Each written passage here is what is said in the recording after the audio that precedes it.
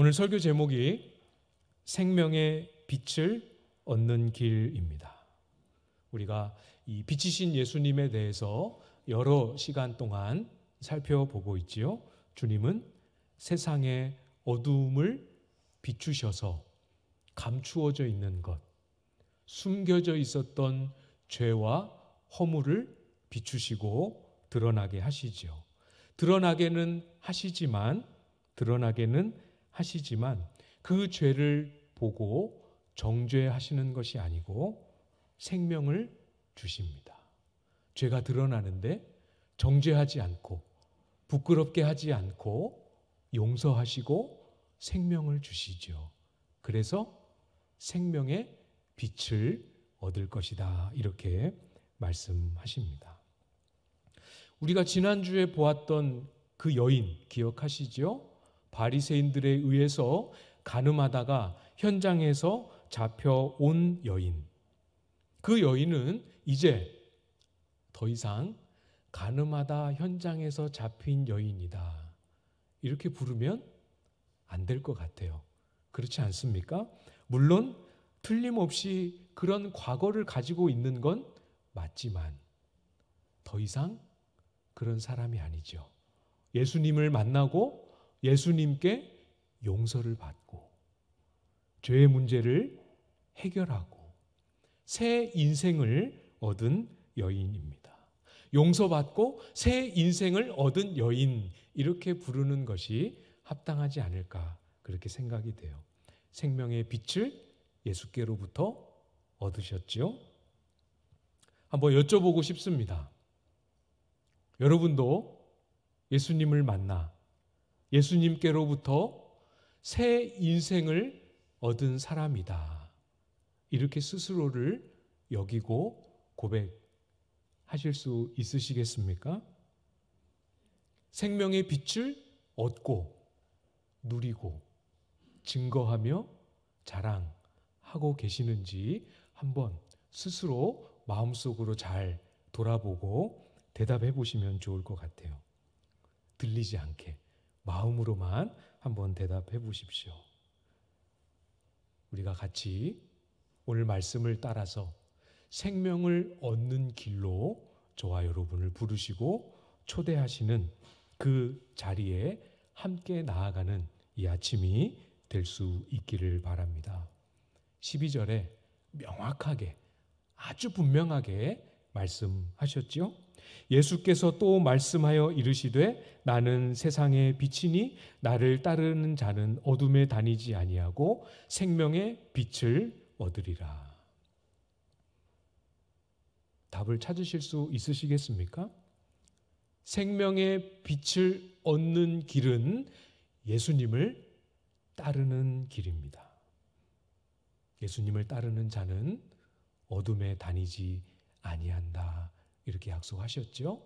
비록 예수님을 따라가는 과정에서 실패를 경험하기도 하고 시행착오를 경험해서 넘어지기도 하지만 절대로 예수님을 따르는 자는 다시 어둠으로 돌아가 다시 어둠에 속할 수 없습니다. 오늘 말씀이 이끄시는 그대로 예수님을 따라 나서십시오. 예수님을 따르는 그 삶을 다시 정돈하시고 다시 힘있게 새 출발하실 수 있기를 부탁을 드립니다. 그 길의 끝에만, 그 길 안에만 참된 안식과 자유가 있지요. 어떻게 하는 것이 생명을 얻는 길, 예수님을 따르는 길이 될 수 있을까요? 어떻게 하면 이 예수님을 따르는 길에서 실패하게 될까요? 이 부분이 오늘 본문이 우리에게 가르쳐 주시는 내용인데요. 13절 말씀을 보시면 바리새인들이 이르되 내가 너를 위하여 증언하니 내 증언은 참되지 아니하도다. 12절에서 세상의 빛이다, 이렇게 말씀하시니까 예수님이 자기 자신을 스스로 증언하시는 그 모습을 보면서 대답한 겁니다. 당신이 당신을 위하여 증언하니까 당신의 증언은 참되지 않습니다, 이렇게 대꾸하고 있어요. 여전히 예수님의 증언이, 예수님의 말씀하심이 옳지 않다, 흠이 있다, 잘못됐다 말하고 싶어하는 바리새인들의 모습이 아주 뚜렷하게 보이시지요? 정말로 바리새인들의 주장대로 예수님의 증언이 옳지 않다라고 말하려면 율법을 따라서 예수님의 증언이 틀렸다고 말해줄 수 있는 두세 사람의 증인이 필요합니다. 그렇죠? 증인을 불러왔는데 그 증인의 증언 내용과 예수님이 말씀하시는 내용이 일치하면 비록 예수님이 스스로를 증거하셨어도 그 증언은 참이지요.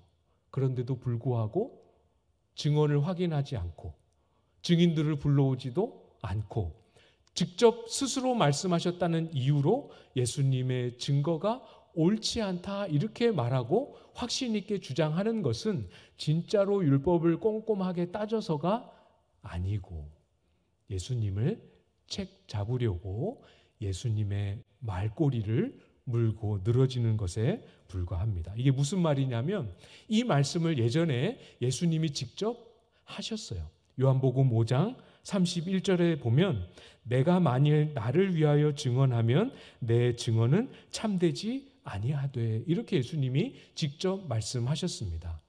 그 의미를 충분히 고려하지 않고 나를 위해 증언하면 이 말씀은 예수님이 예수님을 위해 증언하기 위해 아버지의 뜻과 성경의 가르침과 반대되는 증언을 하면 그런 의미입니다. 그러면 증거들과 예수님의 증언이 일치하지 않기 때문에 참되지 않겠죠? 그런 맥락으로 하신 말씀을 의미를 정확하게 이해하거나 고려하지 않고 그 말만 딱 따와서 예전에 이렇게 말씀하셨으니까 지금 똑같이 하시네요. 예수님 당신의 증언은 옳지 않습니다. 이렇게 말하고 있는 거죠. 하여튼 수단과 방법을 동원해서 예수님 틀리셨습니다. 이렇게 말하고 싶어하는 모습입니다. 여러분 잘 보십시오.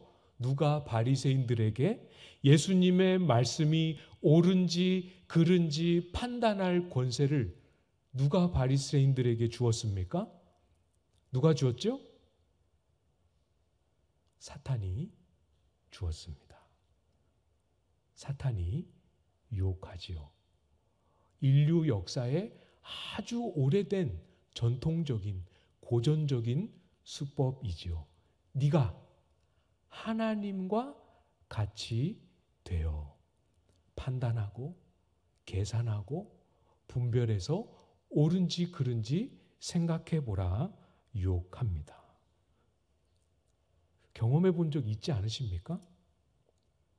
말씀을 딱 들을 때 또는 성경을 읽을 때 성경을 공부할 때에 어떤 말씀이 마음에 딱 다가올 때 여기 잘 이해는 안 되고 또 수긍하기는 조금 어렵지만 하나님이 이렇게 말씀하시는구나. 하나님이 이것을 기뻐하시고 이런 삶을 하나님이 원하시는구나 하면서 잘 이해는 안 되더라도 마음을 활짝 열고 하나님이 하신 말씀이니까 하면서 받으려고 하는 그런 마음도 때때로 있지만 그런 마음보다 말씀이 딱 다가올 때 이게 맞나? 이게 옳은가? 오늘날의 시대에 이 말씀을 따라서 순종하는 삶이 과연 적절한 삶이 될 수 있을까? 이것이 나에게 지금 내가 기도하고 있는 이 문제를 해결해 주고 나에게 유익을 가져다 줄 수 있을까? 과연 이 말씀대로 사는 것이 가능할까?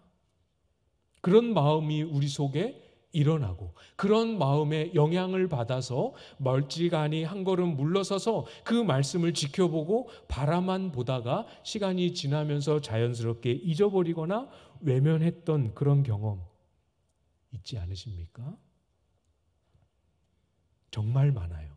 저도, 여러분도, 성경의 인물들도 그런 유혹에 넘어간 경험이 정말 많습니다. 하나님으로부터 이스라엘의 초대 왕으로 부름을 받았던 사울, 왕으로 부름을 받았지만 머지않은 시간에 하나님께서 당신을 버리셨습니다 라는 그 말을 들어야만 했던 사울 왕이 그럴 만한 계기와 사건이 있었던 거 여러분 알고 계시죠? 하나님께서 선지자 사무엘을 통해서 사울 왕에게 명령하셨습니다. 아말렉을 진멸하라. 진멸, 모든 생명을, 모든 동물, 가축들까지 모든 생명을 다 진멸하고 죽이라라는 명령입니다. 일종의 하나님의 심판을 대신해서 실행하라는 명령이지요. 그 말씀을 들은 사울 왕이 실천을 하기는 합니다. 근데 마음이 이렇게 한쪽으로 미끄러져 가요. 어떻게 미끄러져 가는지가 성경에 명확하게 기록되어 있습니다. 사무엘상 15장 9절 말씀인데요. 사울과 백성이 아각과 그의 양과 소의 가장 좋은 것 또는 기름진 것과 어린 양과 모든 좋은 것을 남기고 진멸하기를 즐겨 아니하고 가치 없고 하찮은 것은 진멸하니라. 진멸을 하기는 해요. 나름대로는 순종을 하기는 합니다. 그러나 모든 생명을 도말하는 그 말씀 그대로 순종하기는 즐거워하지 않고 고릅니다. 진멸하려고 칼을 들었는데 아각이라는 아말렉의 왕도 죽이기에는 너무 아깝고 활용할 가치가 있을 것 같고 가축들을 짐승들을 보니까 이거는 먹기에 좋고 이거는 제사하기에 좋고 이거는 누구 주기에 좋고 너무 죽이기 아깝습니다.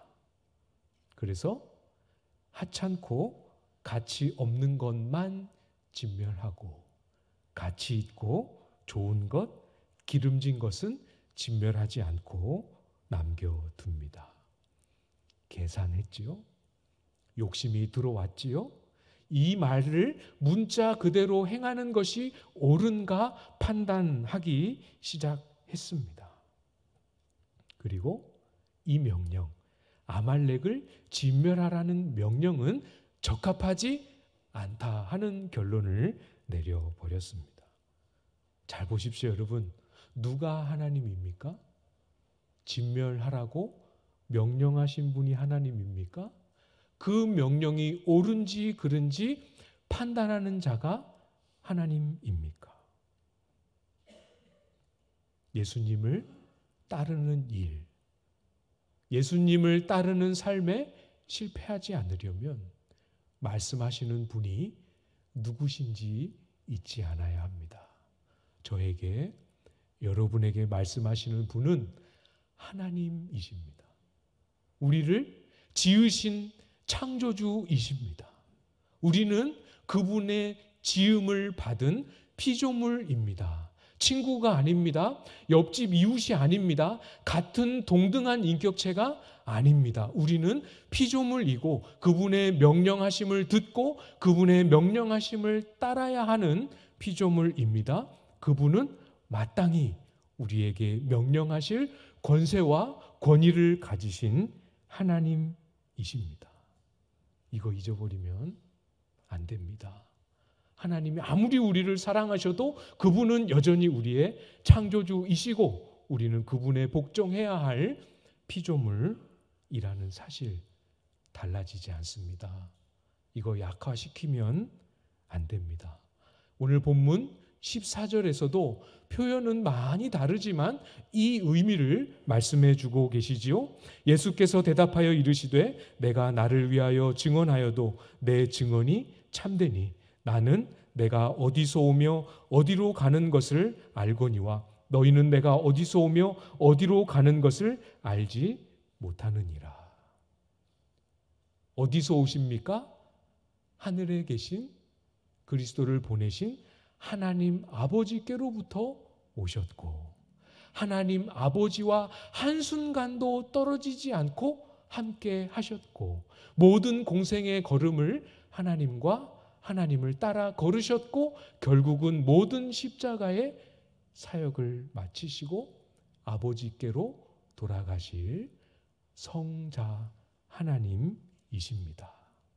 이것을 모르고 또는 이것을 잊어버리니까 자꾸 예수님의 증언이 참되냐 안 참되냐 여기로 우리의 마음과 생각이 미끄러지게 되는 것이죠.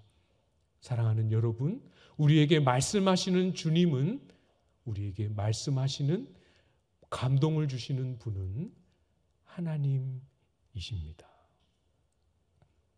증명하실 필요가 없으십니다. 하나님이 이렇다 하실 때 증거를 대실 필요가 없으신 하나님이십니다. 하도 못 알아들으니까 증언과 증인과 증거를 말씀하시지만 필요 없으신 하나님이십니다. 실제로 5장에서 말씀하신 그 이후에 요한복음 문맥에서만 봐도 얼마나 많은 사람들이 시간이 지나면 지날수록 저분은 바로 그 선지자가 맞구나. 저분은 하나님이 보내신 그리스도가 맞구나 깨닫고 예수에게서 하나님을 만나고 생명을 얻은 사례가 요한복음에서만도 얼마나 많습니까? 그러나 바리새인들을 포함한 이 유대인들 끝까지 팔짱 끼고 주저앉아서 여전히 판단만 하고 있습니다.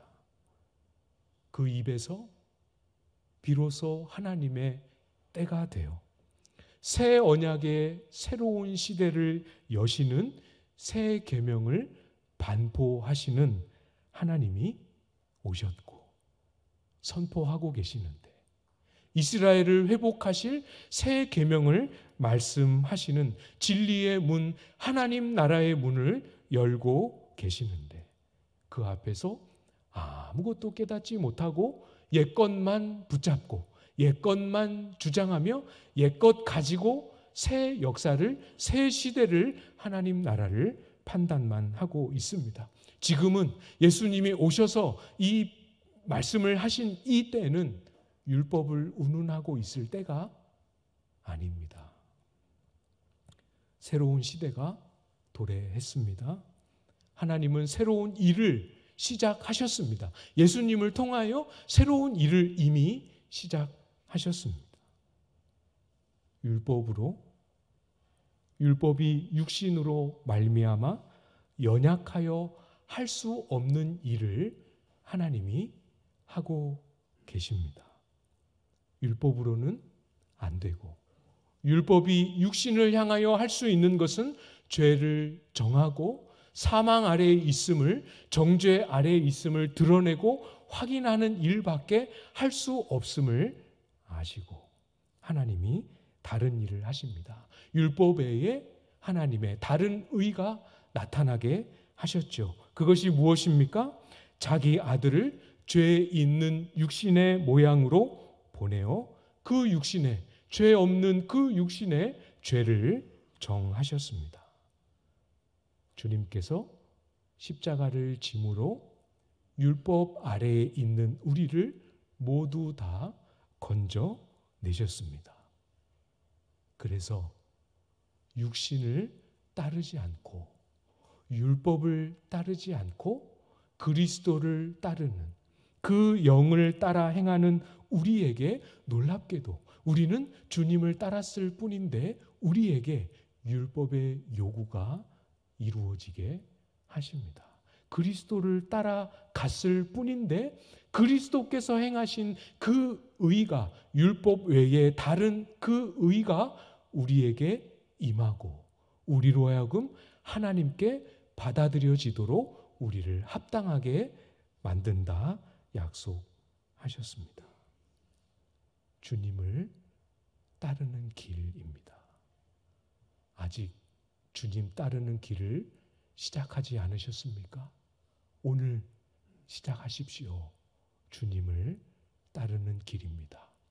예수님을 오랫동안 믿어왔다고 하지만 예수님을 믿는 믿음을 예수님을 따르는 것으로는 한 번도 생각해 보지 않았지만 예수님을 믿는 믿음이 예수님을 따르는 것이군요. 오늘 비로소 깨달으셨다면 시작하십시오. 예수님을 따르는 삶. 이제 시작하여 예수님을 따라 나서십시오.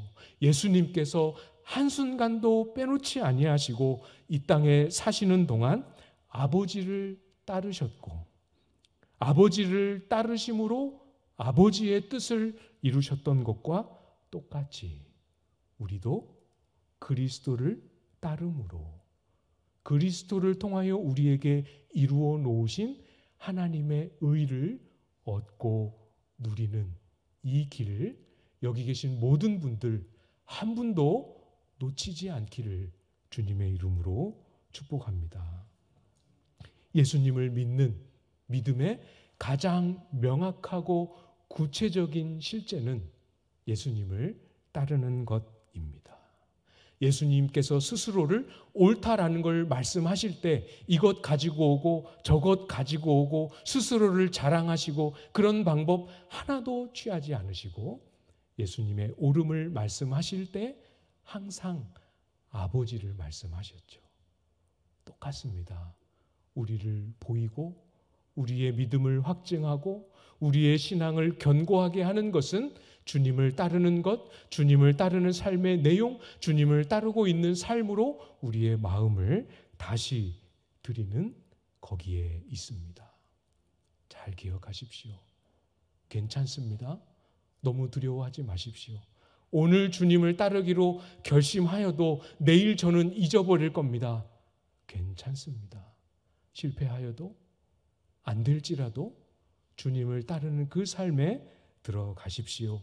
안 될 것 같은 두려움에 속지 마십시오. 내 허물이 드러나지 않을까? 내가 이제까지 살아왔던 그 모든 것이 다 부정되지 않을까? 염려하지 말고 따라가십시오.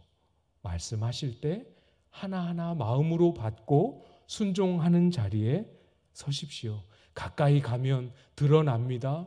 우리의 허물이 드러나게 됩니다. 그러나 수치와 절망으로 우리를 마주하지 아니하시고 우리를 용서하시고 우리의 허물을 해결하심으로 우리를 마주하시는 그 주님을 신뢰하시기 바랍니다. 15절에서도 말씀하셨지요. 아무도 판단하지 않으신다 말씀하셨습니다. 판단할 필요도 없지요. 이미 율법 아래에 모든 정죄 아래에 놓여 있습니다. 주님이 오신 것은 저와 여러분을 판단하기 위함이 아닙니다. 주님이 오신 것은 저와 여러분을 용서하시고 우리에게 놓여 있는 그 무거운 정죄를 없이 하시고 구원하시며 생명 주시기 위함이신 것을 마음에 잘 새기고 붙잡으셔야 합니다. 가늠하다 현장에서 붙잡혔던 그 여인을 끌고 왔던 바리새인들을 다시 한번 기억해 보십시오. 너희 중에 죄 없는 자가 먼저 돌로 치라라고 말씀하셨을 때 사람들이 어떻게 했지요? 한 사람, 두 사람 그 자리를 떠났습니다. 성경은 이 사람들이 양심의 가책을 받았다 이렇게 기록합니다. 양심의 가책을 받았고 자기가 돌을 들어 칠 수 없음을 깨달았고 돌을 들어 치는 형을 집행하려고 한다면 자기도 예외됨이 없고 자기가 먼저 돌에 맞아야 할 사람이라는 것을 깨닫고 양심의 가책을 받았습니다. 어떻게 했습니까? 가버렸습니다. 양심의 가책을 받고 주님을 따라서 그 말씀을 따라서 주님 앞에 나오지 않고 가버렸습니다. 단 한 사람도 여인 옆에 같이 무릎을 꿇고 내가 좀 전까지는 이 여인을 돌로 칠 자로 정죄하였지만 주님, 사실은 제가 돌에 맞아야 할 사람입니다. 고백하며 주님 앞에 무릎 꿇은 사람 한 사람도 없지요. 다 도망갔습니다.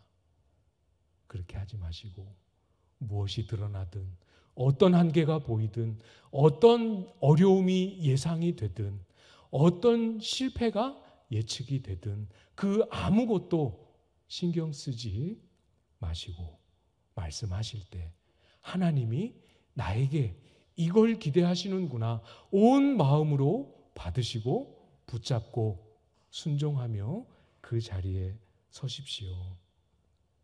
어렵고 부담이 되십니까? 우리가 어제 나누었던 것처럼 주님을 바라보시면 됩니다.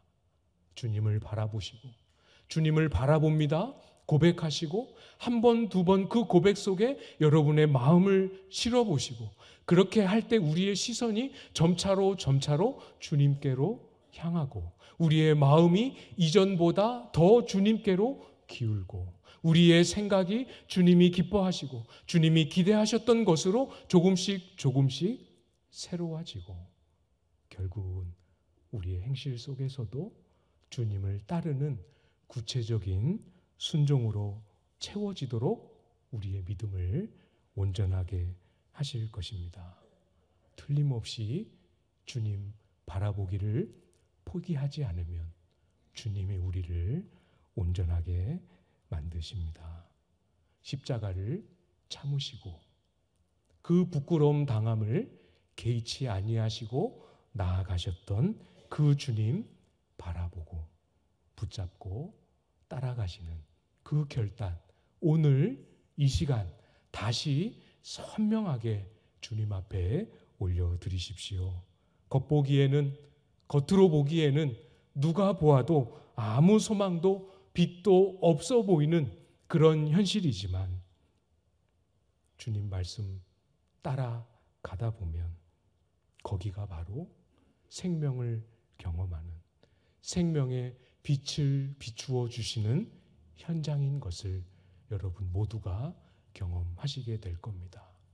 함께 주님을 바라보며 함께 주님을 따르는 이 삶으로 생명의 빛을 소유하고 누리는 저와 여러분 다 되실 수 있기를 주님의 이름으로 축복합니다.